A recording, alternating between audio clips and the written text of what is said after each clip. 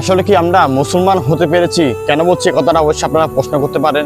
আমি এই কারণেই বলতেছি, আমাদের দেশে 90 থেকে 95% বা 80% ধরলাম, 80% যারা মুসলমান আছেন তারা সবাই কিন্তু ব্যবসায়িক।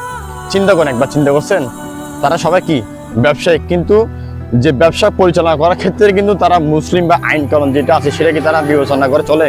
সে নিয়ম কারণ কি তারা মানে না? এই দেখেন সরকার বিভিন্ন জায়গায় কিন্তু দাম বাড়ে আর কমে, যখন দাম বাড়ে ঠিকই সেই দাম অনুযায়ী কিন্তু আমাদের কাছ থেকে নিয়ে নেয়। যখন সরকার দাম কমায় তখন কি সে কম দামে আপনি সে পণ্যটি পান বা সে পণ্যটি কি আপনি কিনতে পারেন? কিনতে পারেন না। এই প্রতিদিন কিন্তু আমাদের বিভিন্ন আনাচে কানাচে ওয়াজ মাহফিল হয়ে থাকে, এবং কি প্রতি শুক্রবার কিন্তু জুমার আলোচনা হয়ে থাকে ইসলামিক। কিন্তু চিন্তা করেন, আমরা শুধুমাত্র নামে মুসলিম, বাস্তব না।